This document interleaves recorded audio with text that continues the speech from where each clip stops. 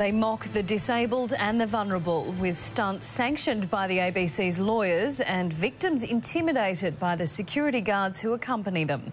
The Chaser, desperate for the same headlines as the celebrities they parody. And since the dead can't sue, they picked on them last night, which is why today grieving families, the Prime Minister and opposition leader and radio talkback hosts called them sick and the organisation that spends millions on them gutless.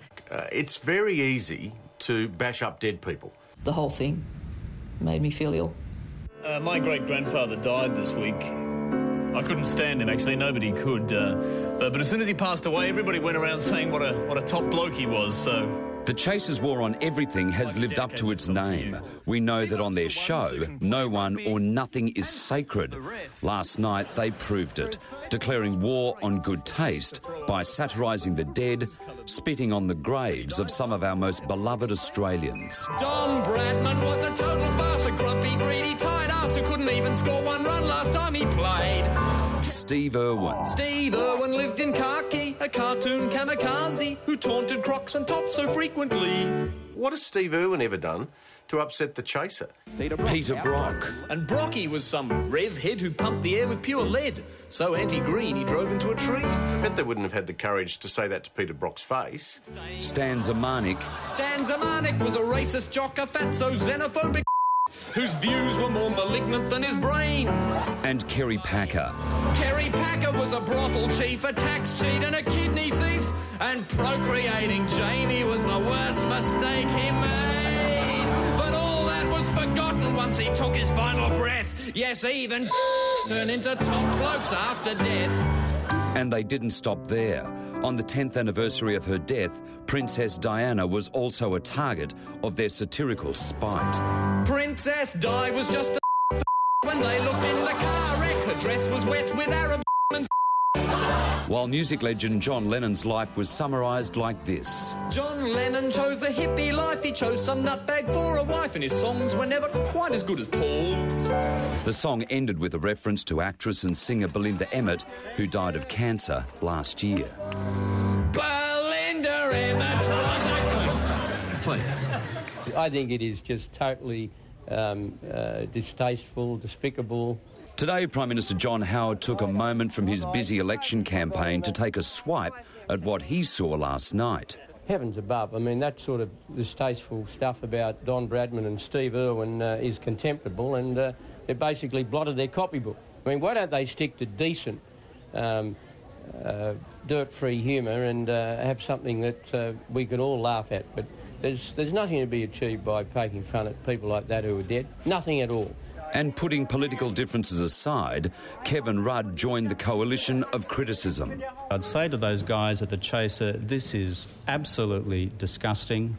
Guys, you really need to lift your game. This is just wrong. And Brocky was some rev head who pumped the air with pure lead. I just think somehow we're losing the plot if we accept that as standard entertainment. And you'd like to think that there's some level of control over how far things are pushed. That's it, the checkered flag for Peter Brock in the... But hurting most were the loved ones left in the wake of the song's cruel barbs. Loved ones like Peter Brock's ex-wife Bev, who felt sickened by the Chaser's attempt at humour.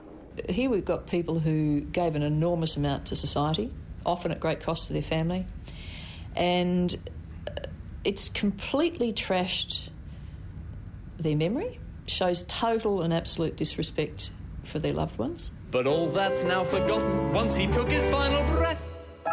Yes, he turned into top blokes after death. You don't believe me? Allow me to furnish you with a few examples. Steve Irwin lived in... It wasn't just Peter that disturbed me. Here you've got guys that actually have some talent who have stooped to using people who can't defend themselves anymore to gain some free publicity. I'd like to dedicate this song to you, Gramps. Ironically, Bev watches the show, but believes, like many, it's losing its edge. Last night's effort, a sad attempt to regain some street cred. I think there's this air of desperation in trying to find something that keeps them at that what they see as the leading edge, and I'd say this is a fairly desperate act. It's not funny. It's not funny. It's outlandish rather than funny. The son of Australia's greatest cricketer, Don Bradman, John, said this about the song today. It's certainly not something that I particularly appreciate, but that's their way of going about things. I would just say that I think I know him better than they do. Stan Zamanek was a racist jock, a fatso, xenophobic whose views were more malignant than his brain. The poor bugger got a brain tumour. And somebody can sit down on a computer and write a song lyric that talks about a brain tumour and makes a reference to Stan's brain and his intelligence. Now, if you're sitting at home as one of his children or his wife, and as I said, Bindi Irwin or Bev Brock, and you see that just come up unannounced on a television screen, I mean, that's just going to make you feel awful. The person I really feel sorry for is little Bindi Irwin. Sydney broadcaster and close friend of Stan Zamanek, Steve Price, was fuming. These blokes wouldn't have had the guts or the courage to say that about Stan Zamanek when he was alive in the last days of his life with his shaved head going through chemotherapy trying to survive cancer. They wouldn't have done it then because Stan would have whacked them back. But now he's dead and buried in the grave. They think they can do it. But what are the ABC going to do, asks Price.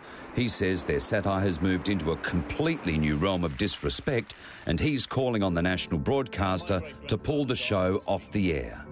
ABC management has got no courage whatsoever.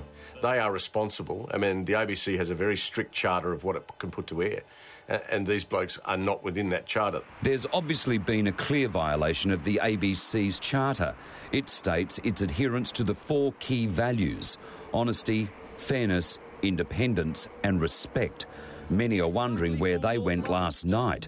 Independence, sure, but respect and fairness was surely thrown to the dogs. And if Mark Scott, the boss of the ABC's got any courage, he will pull them up. We contacted Marcella Zamanek, widow of Stan, who was too distressed to talk today. She told us the Chaser team had contacted her the day before the song went to air. Despite begging them not to go ahead, she was told by executive producer Julian Morrow that if she had a problem with the song, she could slag them off. I feel for Marcella very much because you don't get over losing someone to a brain tumour in 5 minutes. It lingers for a long time. She doesn't need this sort of thing dredged up by a bunch of unfunny blokes who think it's smart to poke fun at dead people. But all that was forgotten once he took his final breath. Yes, even turned into top blokes after death. In a statement today, the author of the song, Chris Taylor, said it satirised people who were flawed in life are often disproportionately hailed as saints in death. I don't think it's that funny, to tell you the truth. Not when someone's just passed away. But confirming the show may be running out of ideas, the Chaser team has acknowledged the song had been recycled from a play a cast member had performed in before. I choose to watch television for entertainment. In this case, I'd be definitely switching dials. They tried to say today there wasn't many complaints about their program last night. Well, of course there's not going to be many complaints straight away. There will be when people start listening and hearing it. I mean, all of those non-ABC people who don't watch the ABC for these sort of reasons, that they allow rubbish to go to air, a lot of those people are going to hear this on commercial television today, and I bet you the ABC will have a few more complaints by tomorrow. Yes, even she will be a top bloke after death. David Richardson reporting, and the details on how to make your feelings known to the ABC are on our website, yahoo7.com.au/todaytonight.